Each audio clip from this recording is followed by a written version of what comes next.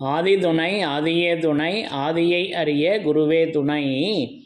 மரளி கைதீண்டா சாலை ஆண்டவர்கள் மெய்மதம் மெய்மன ஞானம் கண்டவர் யாரும் விண்டிடாரெனும் காரணம் தண்ணீர் கண்டனால் விண்டவர் யாரும் கண்டிடா பேதை வீணர் என்றிட்ட நாளிதே.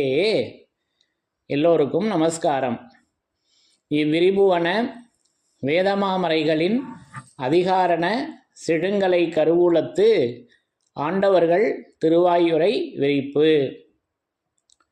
இந்த மெய்ப்பாதை வேறு வேதம் ஆசான் திருமேனி. வேதத்தை ஓதினாலே புண்ணியம். வேதங்கள் பூராவும் தித்திக்குது. திருமறை குரு பெருமான். திருமறை குரு தீன் திருமேனியர். வேத ஏட்டில் எழுதியுள்ளதை படிப்பதன் பயன் இறைவனை காண்பதுதான். தலைவன் தன்னை அறிந்தவனே குலத்தோன் என்று திருவேதம் உமக்கு உரைக்கச் சொன்னது எம்மை என்ற நமது தெய்வமோர்களின் உத்தரவின்படி நமது தெய்வமோர்கள் என்றென்றும் திருமறை குரு பெருமானாக விளங்கி கொண்டிருக்காங்க. அப்போது அந்த தெய்வ திருமறையிலிருந்து யமனை வென்ற திருமறையின் சிறப்புகளை ஒவ்வொன்றாக படித்து தரிசனை செய்து வருகிறோம். அப்போ அதன்படி இன்றைக்கு நான் எடுத்துக்கொண்ட பகுதி நம்முடைய ஆதிமை உதயபுரண வேதாந்தத்திலிருந்து ஒரு பகுதியினை எடுத்துக்கொண்டேன். அப்போ இந்த பாடல் வரிகளில் நமக்கு தெய்வமோர்கள் எப்படி திருமறையாக விளங்கி கொண்டு நமக்கு வருகின்ற அந்த யமபடரின் ஆபத்தினை மாற்றி நம் எல்லோரையும் தடுத்தாட்கொண்டு அந்த சொர்ணபதியில் சொர்க்கலோகத்தில் எப்படி ஆக்கி வைக்கின்றார்கள் என்பதை நமக்கு திருமறையாக விளங்க எடுத்து வச்சிருக்காங்க. அது என்ன என்பதை முதல்ல படித்து தரிசனை செய்யலாம். பிரம்மோதய மெய்வழிச்சாலை ஆண்டவர்கள் ஆதிமை உதயபூரண வேதாந்தம் தௌஹீது காமில் பக்கம் எண் 113.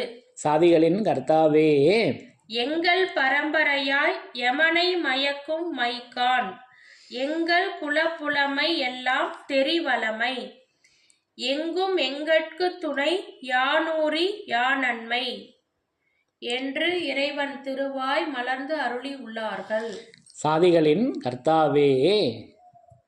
அப்போ அந்த மகபூபு சுபகானி மகசூக்கு ரகுமானி குத்தூபு ரப்பானி யாமூக எத்தீனி என்ற அந்த பாடல் வரிகள் அது படிங்க. மகபூபு சுபகானி மகசூக்கு ரகுமானி குத்தூபு ரப்பானி கௌது சமதானி ஹிந்தீலு நூராணி யாமுக எத்தீனி. யாமுக எத்தீனி என்று நமக்கு அது காப்புச்செயலாக கொடுத்து இங்கே எங்கள் பரம்பரையாய் யமனை மயக்கும் மை கான் என்று பேசி வர்றாங்க. அப்போது இது பரம்பரையாய் வாழையடி வாழையாக அந்த மெஞ்ஞான மகத்துக்கள் மூலமாக வருகிறதுங்க. அந்த யமனை மயக்கக்கூடிய மை.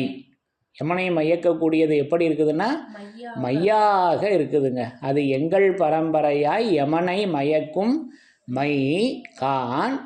அது எங்கள் குலப்புலமை. அது எங்கள் குல புலமை எல்லாருக்கும் வலமை அல்லவா. அது என்றும் எங்கும் எங்கட்கு துணை யானூரி யா நன்மை. அப்போ அந்த மைய 3 சொல்லி வர்றாங்கல்லவா. அது எங்கள் குலப்புலமை, அது எல்லாம் வலமை, என்றும் எங்கும் எங்கட்கு துணை யானூரி யா நன்மை. அப்போது அது நன்மையாக இருக்கிறது, அது வளமையாக இருக்கிறது, அது புலமையாக இருக்குதுங்க. அது புலமை வளமை நன்மை இப்படி அந்த மையானது இருக்கிறது. அப்போ அது என்ன மை அப்படின்னாக்கா அது புலமை வளமை நன்மை அல்லவா. அப்போ அதுதான் நித்திய நன்மையாக நமக்கு எடுத்து வச்சிருக்காங்க. அது எங்கள் குலத்தினுடைய புலமை அல்லவா. அப்போ அந்த குலம்தான் நமக்கு விளங்கும் எந்தன் ஞான சபை மலர்ந்து ஓங்க வேதகுலன் மைந்தர்குடி தழைக்க கேளீர். அப்போ அது வேத குலத்தில் வருகின்ற புலமையாக இருக்குது அல்லவா. அந்த புலமை என்பது அது பாடலில் உள்ள அந்த அச்சரங்கள் சேர்ப்பதனுடைய தரம், அதை குறிக்கின்ற புலமை அல்லவா. அப்போ அந்த பாடல்கள் நூல் ஆசிரியருக்கு பேர்லாம் நாமம் சூட்டுவாங்க. அப்போ அந்த புலமை, அது வளமை, அது வளமை எப்படி இருக்குன்னா, அப்போ அது எம்முடைய வளப்பம் மிகுந்த மௌனதாரைகளை கேட்டு வனப்புற்றவர்கள். அது வளமாக இருக்குது அல்லவா? எது வளமாக இருக்குது? அந்த மௌனதாரை. அது நன்மை, அதுக்கு பேர் நன்மை, நித்திய நன்மை. அப்போ மனுவாய் பிறந்த ஒவ்வொருவரும் இந்த நித்திய நன்மையை அடைய வேண்டும் என்பதையே எல்லா வேதங்களும் பேசியுள்ளன. சகல வேதங்களின் அடிப்படை இதுவே என்று நமக்கு 3வது திருவாக்கியத்தில் நமக்கு இதெல்லாம் பேசி வர்றாங்கல்லவா? அப்போது அது எல்லாம் அந்த நன்மையாக, அது புலமையாக, அது வளமையாக இப்படி அது விளங்கி கொண்டிருக்குங்க. அப்போ இதெல்லாம் எப்படி இருக்குன்னா அந்த மௌனதாரையாக இருக்கிறது. அப்போ இதை அன்றைக்கே திருவள்ளுவர் நாயனார் அவர்கள் தங்களுடைய திருக்குறளில் சொல்லி வர்றாங்க. குறட்பாவில் வாய்மையாக எடுத்து வச்சுருக்காங்கங்க. அது என்ன மை என்றால் வாய்மை அல்லவா? வாய்மை எனப்படுவது யாதெனில் யாதென்றும் தீமை இல்லாத சொல். அந்த சொல்லுக்கு பேர் வாய்மை அல்லவா? அப்போ நமது தெய்வம் அவர்களின் அந்த சொல் இப்போ அரசாங்கத்திலேயே அது தெரிஞ்சோ தெரியாமலோ எடுத்து வச்சுருக்காங்க. நம்ம தமிழ்நாடு அரசாங்கத்தில் வாய்மையே வெல்லும், வாய்மையே வெல்லும் நீதிமன்றம் அல்லவா? எழுதி இப்போ முத்திரையிலேயே போட்டு கீழே எழுதியிருக்காங்கல்லவா? அப்போ எது வெல்லக்கூடியது? வாய்மை.